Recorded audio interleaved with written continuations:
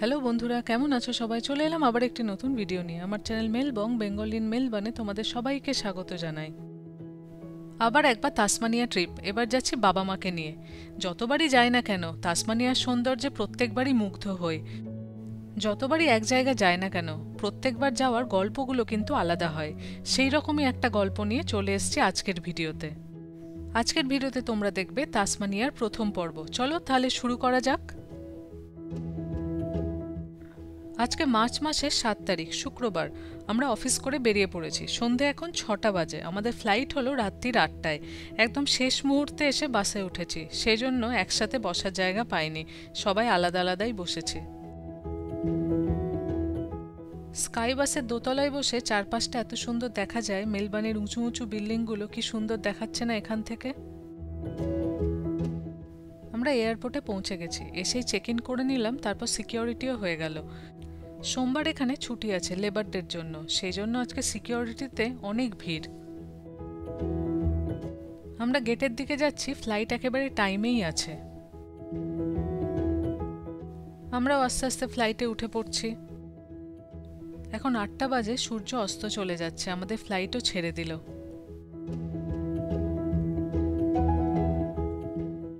আমাদের হোবার্ট পৌঁছতে সময় লাগবে ১ ঘন্টা। আমরা হোবার্টে নেমে গেছি, চেক ইন লাগেজও পেয়ে গেলাম। একটাই লাগেজ ছিল। এবার যাচ্ছি গাড়ি নিতে। গাড়ির চাবি তো পেয়ে গেছি, এবার পার্কিংয়ে গাড়িটা রাখা আছে, সেখান থেকে গাড়িটা কালেক্ট করে আমরা বেরিয়ে যাব আজকে আমাদের ডেস্টিনেশনের উদ্দেশ্যে। হোবার্টে আমরা যে বাড়িটায় থাকবো সেটার ডিস্টেন্স হচ্ছে ২০ কিলোমিটার। পৌঁছতেও সময় লাগবে ওই ২০ মিনিট মতো। আমরা আমাদের আস্তানায় পৌঁছে গেছি। সামনে ৪টি রাত আমরা এখানেই থাকবো। এটি একটি টাউন হাউস, যার নিচতলাটায় রয়েছে কিচেন, লিভিং অ্যান্ড ডাইনিং, আর উপরের তলায় রয়েছে দুটো বেডরুম। এটা একটা বেডরুম যেখানে একটা কুইন সাইজের বেড আছে। ঘরটা কিন্তু বেশ বড়। তার সাথে লাগো আলমারিও দেওয়া আছে যেখানে জামা কাপড় রাখা যাবে। ঘরটিতে অনেকগুলো পোর্ট্রেট আছে এবং সবগুলো ছবি খুব সুন্দর। আরেকটি ঘরে দুটো সিঙ্গেল বেড দেওয়া আছে। এই ঘরটিও বেশ ভালো। আর বাথরুম রয়েছে এই দোতলাতেই। বেশ পরিষ্কার পরিচ্ছন্ন, সুন্দর একটি বড় বাথরুম। এবার কিচেনে দেখতে এলাম রান্না করার জন্য, খাওয়ার জন্য কি কি জিনিসপত্র দিয়েছে। তা দেখলাম সব কিছুই আছে। খাবার দাবারের প্লেট থেকে শুরু করে অনেকগুলো বোল, রান্না করার ফ্রাইং প্যান থেকে ডিপ প্যান, চামচ, সব কিছুই দিয়ে দিয়েছে এনারা।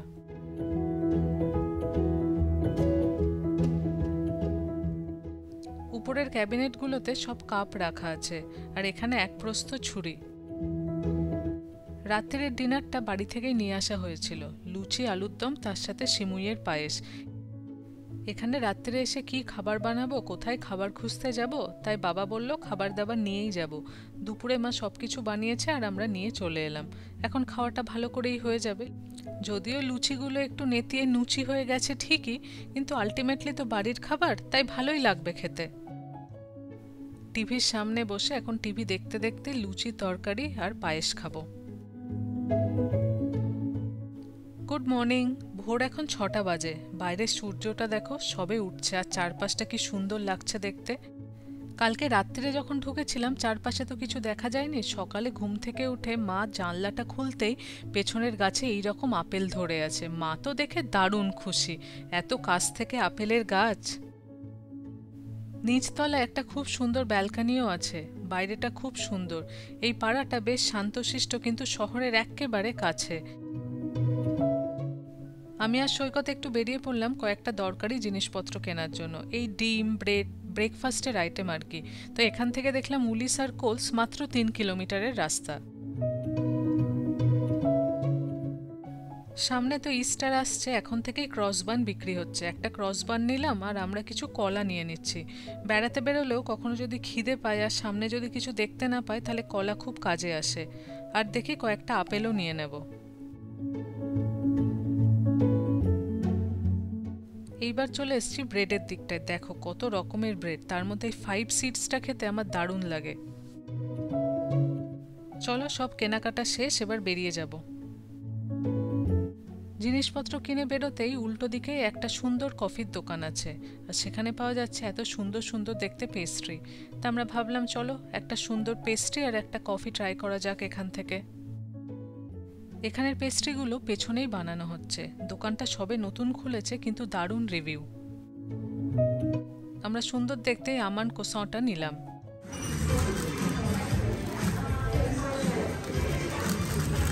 কেমন?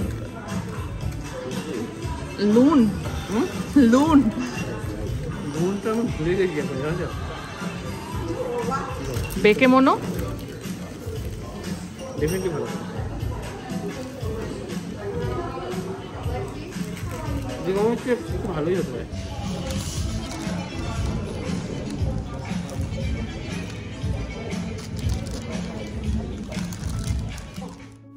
দোকানটির কফি এবং পেস্ট্রি দুটোই খেতে দারুণ ছিল। এবার আমরা আমাদের বাড়ির দিকে যাচ্ছি, গিয়ে ব্রেকফাস্ট করে আবার বেরোতে হবে। এই রাস্তাটা দেখো ঢালু হয়ে কতটা উপরে উঠে যাচ্ছে। পুরো হোবার্ট শহরে এই রাস্তাঘাট খুব উঁচু নিচু। ঘরে চলে এসেছি, সব গ্রসারিগুলো সাজিয়ে রাখছে। এখন সকালে বেশি কিছু বানানো হবে না, ব্রেড, পিনাট বাটার আর তার সাথে কলা, এটাই খাওয়া হবে, কোনো রান্না বান্না নেই। বাবা মা চা খাওয়া হয়ে গেল, এবার বেরিয়ে যাব। ঘর থেকে বেরিয়ে বাইরের দৃশ্যটা এতটাই সুন্দর, দেখো বাড়িগুলো পাহাড়ের ঢালে কি সুন্দর লাগছে দেখতে। এইবার আমরা চলে এসেছি সালামাঙ্কা স্কোয়ার। এখানে আজকে একটা লোকাল মার্কেট বসে, বেশ বড় সাইজের মার্কেট, প্রত্যেক শনিবার বসে। সেটা দেখব, তারপরে আমরা চলে যাব ব্রুনি আইল্যান্ড। চারপাশে অনেক খাবারের দোকান, আর সেখানে অনেক মানুষের ভিড়। এই ছুটির দিনে বাইরে এত সুন্দর ওয়েদারে সবাই এখন জমিয়ে ব্রেকফাস্ট করছেন। একদম মাঝখানে সুন্দর একটা ফোয়ারা আছে।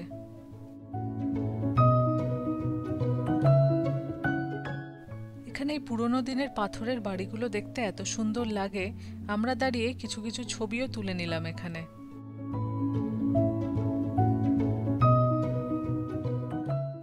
এইবার আমরা যাচ্ছি সালামাঙ্কা মার্কেটের দিকে। এই মার্কেটটা বিশাল বড় জায়গা জুড়ে বসে, তোমার দেখে মনেই হবে না যে এটা একটা অস্থায়ী মার্কেট।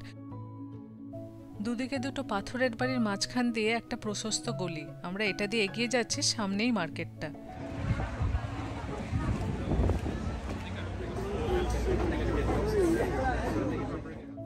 এই দোকানটিতে যে জিনিসপত্রগুলো পাওয়া যাচ্ছে সেগুলো সবই হ্যান্ডমেড, তাই এসবের দাম খুব বেশি।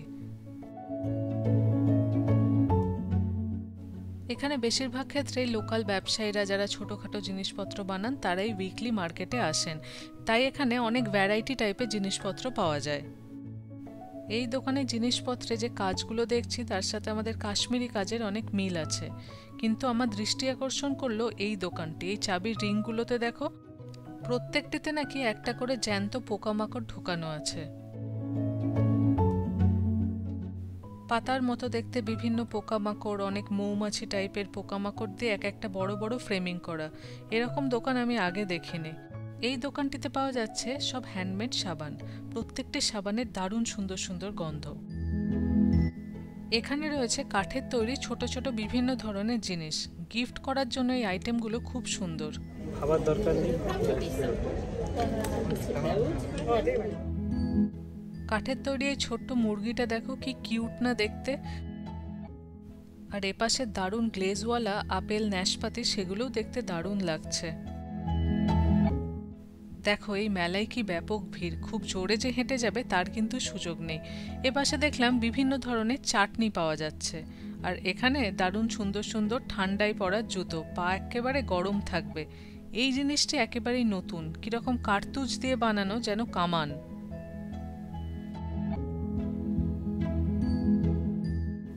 এপাশে বাইক বা অন্যান্য ধরনের মডেলও রয়েছে, বিভিন্ন রকমের বাজনা বাজাচ্ছে। এপাশে হ্যান্ডমেড কাপগুলোর অসাধারণ দাম ছিল, এক একটা কাপ প্রায় $20-25। তবে এই দোকানের উল দিয়ে তৈরি জিনিসপত্রগুলো কিন্তু দারুণ লাগছিল, যেমন কালারফুল আর ছোট্ট ছোট্ট জিনিসগুলো তেমনি কিউট ছিল দেখতে। এই ছোট ছোট ডাইনোসরগুলো দেখো কি সুন্দর না দেখতে, বাচ্চাদের খেলনার জন্য একদম আদর্শ জিনিসপত্র। হ্যান্ডমেড তো, তাই দাম একটু বেশি।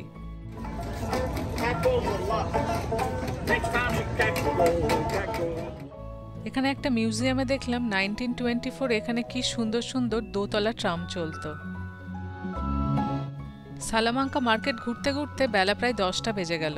এবার আমরা বেরিয়ে পড়লাম ব্রুনি আইল্যান্ডের উদ্দেশ্যে। আমাদের ফেরি করে পার হতে হবে, মানে এই আইল্যান্ড থেকে ব্রুনি আইল্যান্ডের জন্য ফেরি আছে, আর সেই অবধি পৌঁছতে আমাদের এখন সময় লাগবে প্রায় 40 মিনিট।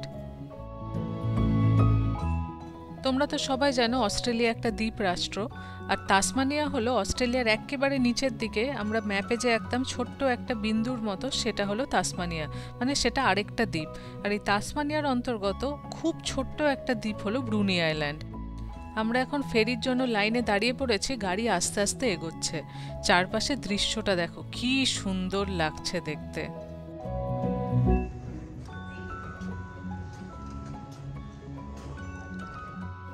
গাড়ি লাইনে দাঁড়িয়ে আছে, আমরা সবাই গাড়ি থেকে নেমে এলাম। পাশে একটা ক্যাফে আছে, সেখানে একটু ঢুকলাম, একটু চারপাশে ঘুরে ঘুরে দেখি কি আছে। ওই যে দূরে দেখছো ফেরিটা আসছে, ওটা এখানে এসে পৌঁছলে ওটাতে করেই আমরা আবার ব্রুনি আইল্যান্ডের দিকে যাব। এইটা হলো ফেরিঘাট। আমরা ফেরিতে উঠে পড়েছি, ফেরিও ছেড়ে দিয়েছে। আমাদের ব্রুনি আইল্যান্ড যেতে সময় লাগবে 20 মিনিট মতো।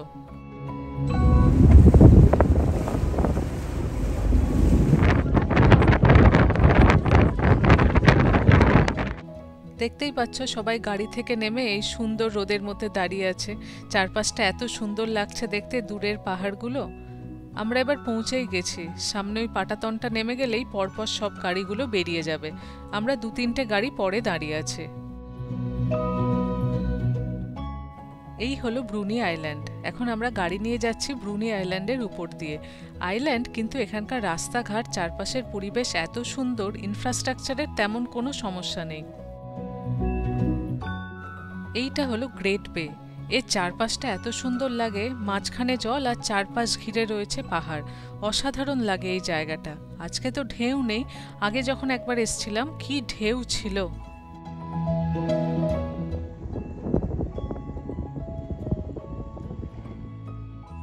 এইটা হলো বোট নামানোর র্যাম্প।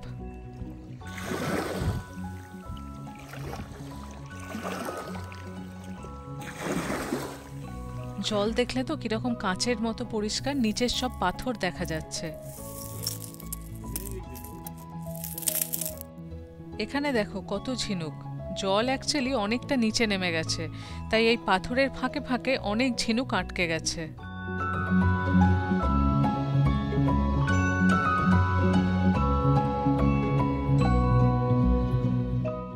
রাস্তা দিয়ে যেতে যেতে দেখলাম চিজ, বিয়ার, ব্রেড। তাই বলে এখানে একটু ঢুকে নিলাম, দেখি এখানে কিভাবে চিজ বানানো হয় বা বিয়ার বানানো হয়।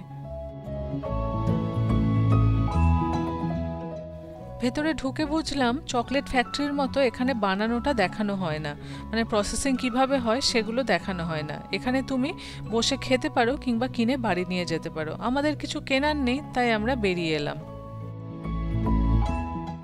একটুক্ষণ গিয়েই পেলাম ব্রুনি আইল্যান্ড হানি। এবার এখানে চলে এলাম।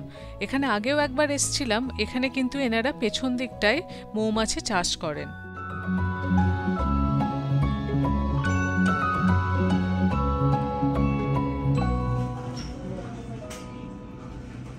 দূরে ওই বক্সগুলোতে আছে মৌমাছি।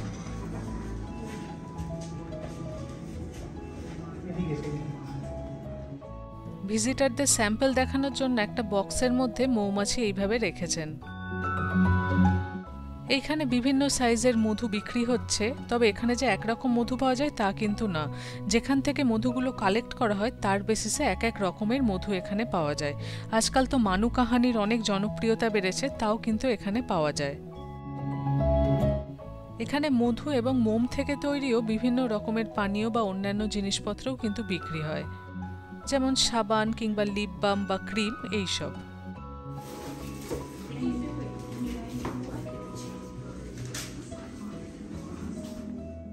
প্রত্যেকটা ভ্যারাইটির একটা করে মধু বাইরে এখানে রাখা আছে। চাইলে ভিজিটাররা এসে টেস্ট করতে পারেন এবং তার পছন্দ অনুযায়ী মধু এখান থেকে কিনে নিয়ে যেতে পারেন।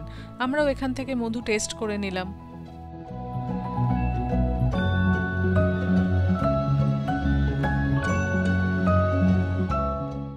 এইরকমভাবে মৌমাছির চাষ বাবা মা প্রথমবার দেখলো। আমাদের দেশেও যদিও হয়, তবে দেখার সুযোগ হয়নি।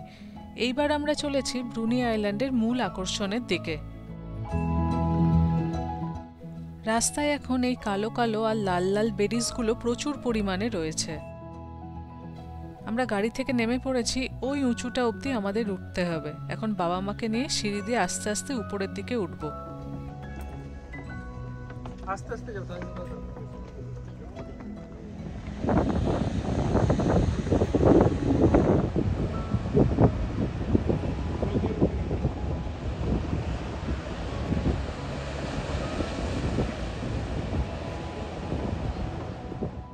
সিঁড়ি দিয়ে যতই উপরের দিকে উঠছি চারপাশের পরিবেশ ততটাই দৃশ্যমান হচ্ছে।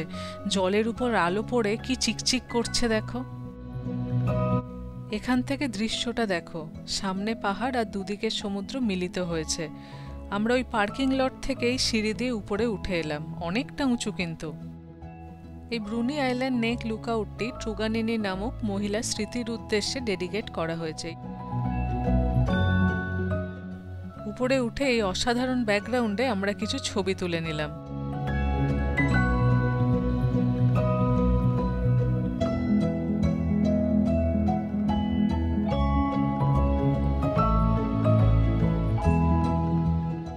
এই ম্যাপে দেখতে পাচ্ছ অস্ট্রেলিয়ার একেবারে নিচের দিকে মেলবার্ন, যেখানে আমাদের হোম। তার নিচের দিকে যে নীল বড় ডটটা সেটা হলো তাসমানিয়া, আর তাসমানিয়ারও একেবারে নিচের দিকে ব্রুনি আইল্যান্ড। উপরে বেশ অনেকক্ষণ সময় কাটিয়ে আমরা এবার নিচে নেমে যাচ্ছি। এবার গাড়িতে উঠে পড়ব, দিয়ে লাঞ্চ করতে যাব। বড্ড খিদে পেয়ে গেছে, ঘড়িতে এখন প্রায় দুপুর 1টা। জলের পাশটা দিয়ে গাড়ি চালাতে এত সুন্দর লাগে, এই চারপাশের এত সুন্দর দৃশ্যের মধ্যে দিয়ে গাড়ি চালানোর কিন্তু অভিজ্ঞতাই আলাদা।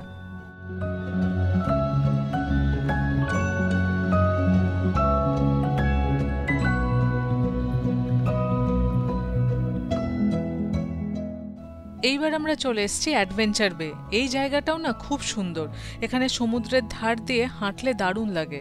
আর এখানে একটা ছোট্ট স্টোর আছে, সেখান থেকে স্যান্ডউইচ কিনে নেব, সেটাই আজকে দুপুরের খাবার। এই ব্রুনি আইল্যান্ডে খুব বেশি একটা খাবার দোকান টোকান নেই, সাথে কিছু আপেল কলা আছে যেগুলো সকালে কিনেছিলাম, সেগুলো দিয়েই আজকে দুপুরের লাঞ্চটা হয়ে যাবে। এই জেনারেল স্টোর থেকে আমরা খাবার কিনেছিলাম। এখন মার্ক সৈকত আইসক্রিম কিনেছে।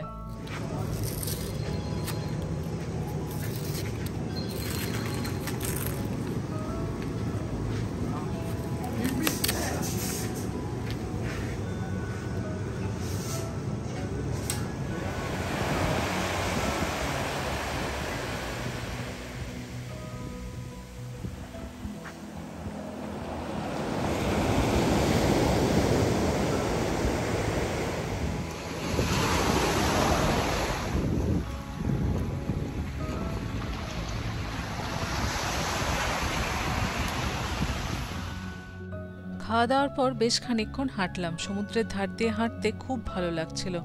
এবার গাড়িতে উঠে আবার চলে যাব ফেরিঘাট, ফেরার পালা।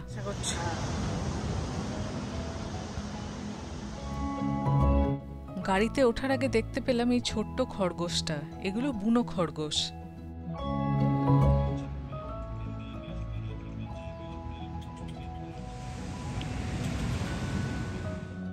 বেরিয়ে পড়েছি আমরা, যে পথ দিয়ে এসেছিলাম আবার সেই পথ দিয়েই ফিরতে হবে। আজকের ওয়েদারটা এত ভালো ছিল, সেই জন্যই ঘোরাটা এত সুন্দর হলো। যদি মেঘ থাকতো তাহলে কিন্তু চারপাশটা দেখতে এতটা সুন্দর লাগতো না। এই জলটা তো আমার দারুণ লাগছে, সূর্যের আলো পড়ে এত সুন্দর চিকচিক করছে, দেখতে অসাধারণ লাগছে। একদম লাস্ট মোমেন্টে গিয়ে পৌঁছবো মনে হচ্ছে, আর 5 মিনিটেই ফেরিটা ছেড়ে দেবে। আমরাও এসেই গেছি। আমরা আর আমাদের পরে আর একটা গাড়ি ফেরিতে উঠতে পারলো, তারপরেই ফেরি ছেড়ে দিল। না হলে আবার 20 মিনিট বসে থাকতে হতো। 20 মিনিট পর পর ফেরিগুলো ছাড়ে। তাসমানিয়ায় তো একেবারেই দূষণ নেই, এখানকার বাতাস পৃথিবীর অন্যতম বিশুদ্ধ বাতাস। তাই বাবা মাকে বলছি একদম বুক ভরে নিঃশ্বাস নিয়ে নাও। চারপাশে সুন্দর প্রকৃতি দেখতে দেখতে আমরা প্রায় পৌঁছেই গেলাম।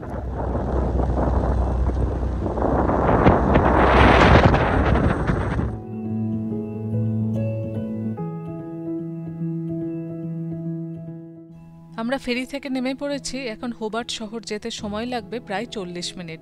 আমরা যাব এখন ওয়াটারফ্রন্টের সামনে বসে কিছুক্ষণ সময় কাটাবো, তারপর ঘরে ফিরে যাব। তারপর আজকে রাত্রিরে রান্না বান্না হবে। সমুদ্রের উপর ক্রুজটা দেখো কি দারুণ লাগছে দেখতে।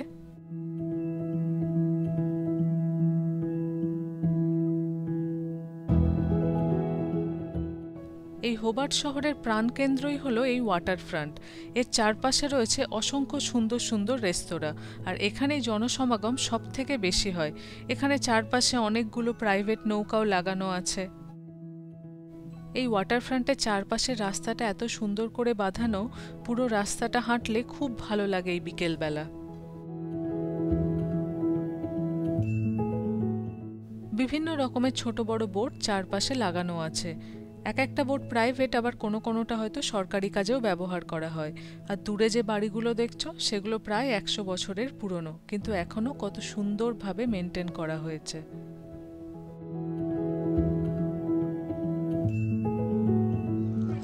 মনে হচ্ছে ফ্লাওয়ার বুকে, পুরো চিপসের বুকে।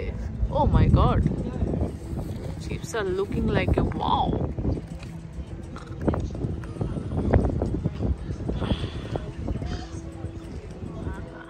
সত্যি কথা বলতে চিপসগুলো খেতে কিন্তু দারুণ। বাইরেটা এত সুন্দর ক্রিস্পি, খুব সুন্দর।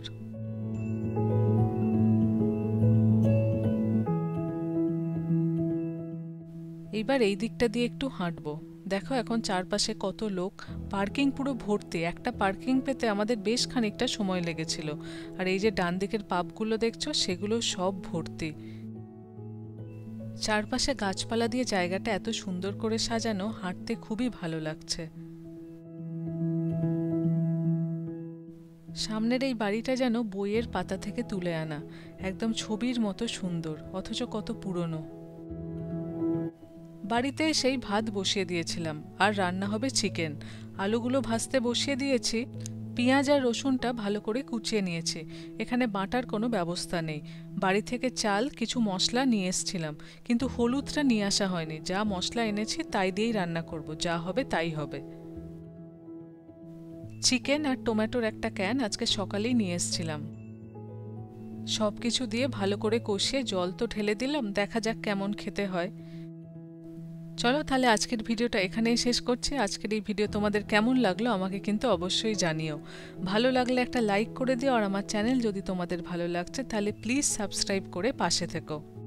ব্রুনি আইল্যান্ডের আরেকটা ডিটেল ভিডিও এই চ্যানেলে আছে, আমি ডেসক্রিপশনে তার লিঙ্কটা দিয়ে দেবো, তোমরা সেটাও একবার গিয়ে দেখে নিতে পারো। আশা করি তোমাদের ভালোই লাগবে।